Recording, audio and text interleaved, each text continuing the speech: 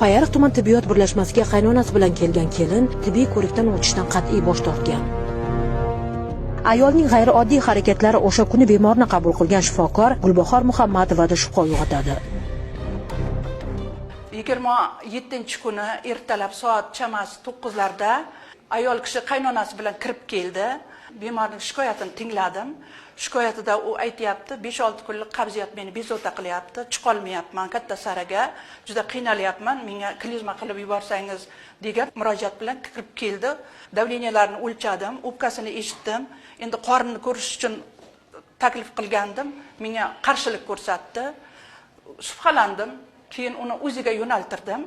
O'zi menga oydinlik kiritish uchun qorin bo'shlig'ida qanaqa muammosi borligini bilishim uchun bemor kirgan o'ziga, lekin o'zini rad etgan, lekin bemorga yordam berishim uchun tozalovchi klizma buyurdim. Keyin bildik, 4 oylik kelinchakligini keyin bildik.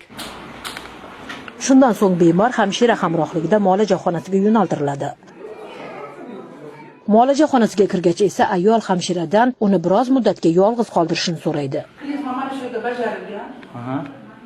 Oradan ko'p o'tmay hamshira shifokor oldiga shoshilib kelib, muolaja xonasidagi chelak ichida chaqaloq qoldirib ketilganini aytadi. Kirib keldi, hamshiram klizma qilgan, sanitarga nazorat qilgan.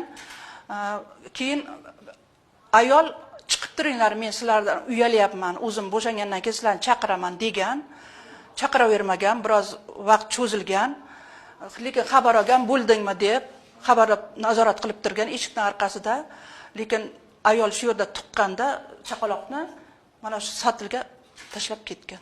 Ma'lum bo'lishicha, muolaja xonasida ko'zi yorigan ayol hech narsa bo'lmagandek shifoxonani tark etgan.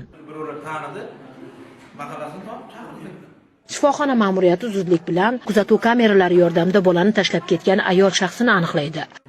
Avvaliga ayol o'z qilmishini inkor etadi, ammo keyinchalik o'tkazilgan tibbiy tekshiruvlar barcha holatlarga oydinlik kiritadi. Shundan so'ng bu haqida huquqni muhofaza qiluvchi organlarga xabar berilganini shifokorlar ma'lum qilishdi. Taxminan soat 12lar atrofida kichik tibbiy xodimlar xabar bergandan keyin shu muolaja xonasiga kirganimizda satilda chaqaloq murdasi turganligini ko'rdik. Keyin ichki ishlar xodimlariga xabar berdik. Ichki ishlar xodimlari uzoq bilan 15-20 minut oralig'ida kelishdi. Chelak ichida jonsiz holda topilgan chaqaloq 9 oylik, o'g'il jinsli bo'lgan. Holat yuzasidan Samarqand viloyat ichki ishlar boshqarmasi axborot xizmati